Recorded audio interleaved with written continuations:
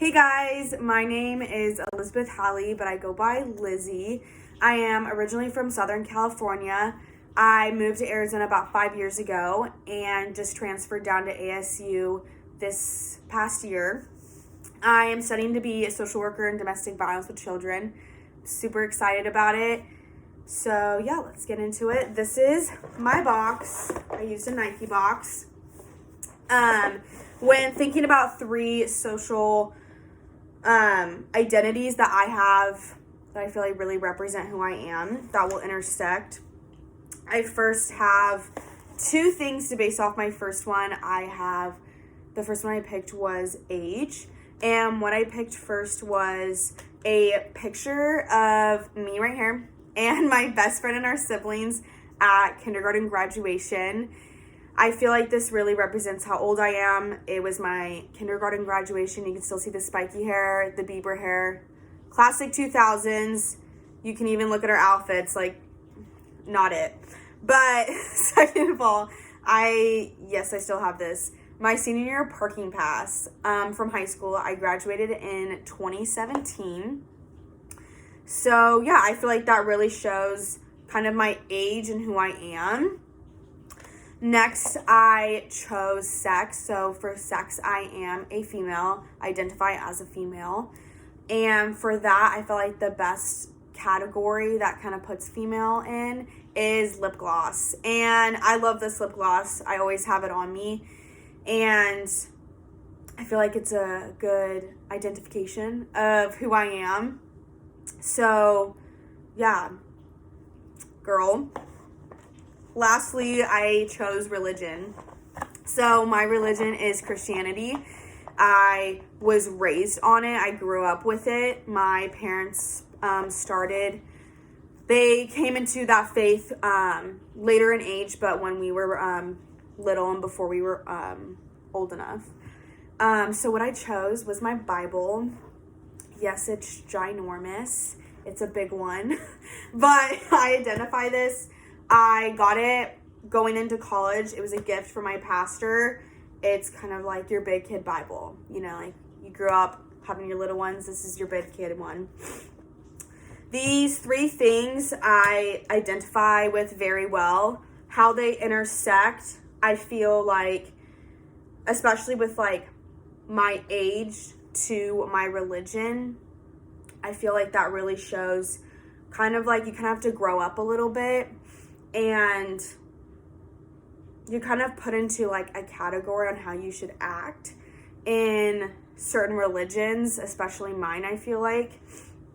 So that kind of shows like my age going into my faith. That also can mean usually most people are married by now. I am not. I'm single. So with that being said, that kind of intersects a little bit. Being a girl in dealing with faith and how we are supposed to perceive ourselves, modest is hottest, and things like that, or don't wear more than 2-finger tank tops or 3 because that will severely tempt a man. Things like that has always kind of come up. So I would say that's kind of how they all intersect together. Now, looking at the back of my box, my Nike box, I have my 3 intersecting identities that people would perceive me by. The first one I have for religion, I put on my box non-conforming and dedicated. I feel like this is kind of what, if anyone was close to me or knew me, would say. What I mean by non-conforming, I mean going back to when talking about religious profiles. They have a lot of expectations for you. Save yourself for marriage, don't drink, don't do this, don't do that. It's all still free-willed, but I definitely did not really go by that, I guess you could say.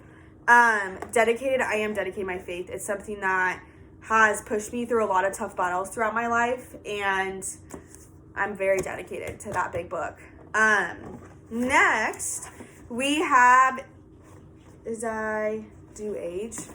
age, and I put maturity right here. Sorry, it covers. For maturity, I feel like I had to grow up when I was younger pretty quickly, and with age comes with a lot of maturity. I'm going to be 23 in 2 months, so I definitely feel like when people say age, they see me as very mature and self-driven. Then as sex for female, I did a picture of me. It was a little bit ago, but it's a softball picture. I played softball my whole life since I was 7 to graduated high school. It's a big part of my life. For a girl, I feel like I was very athletic. I was more of a tomboy, but I still had that girly side I wanted to come out. So it was a good mixture of both.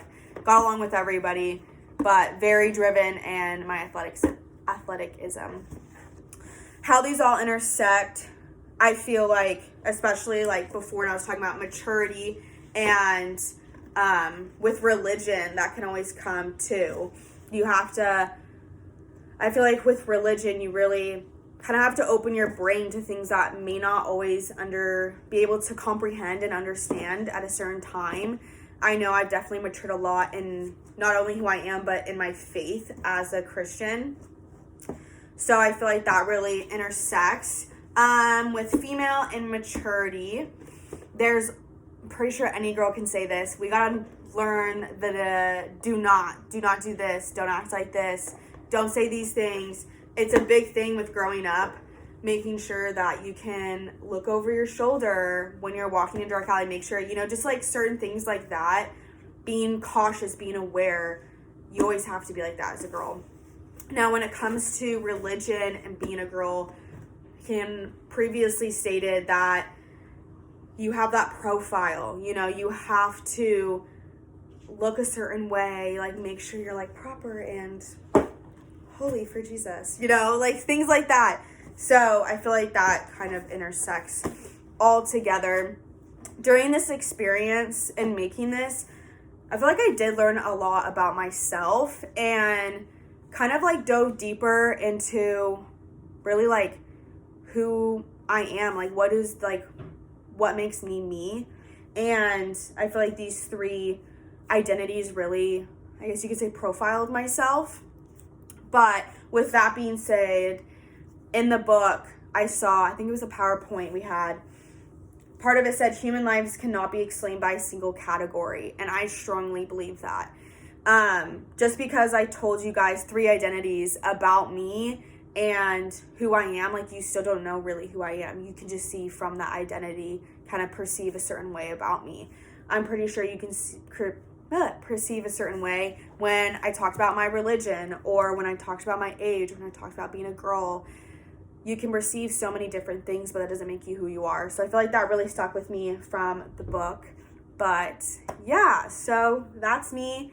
This is my box. Have a great day.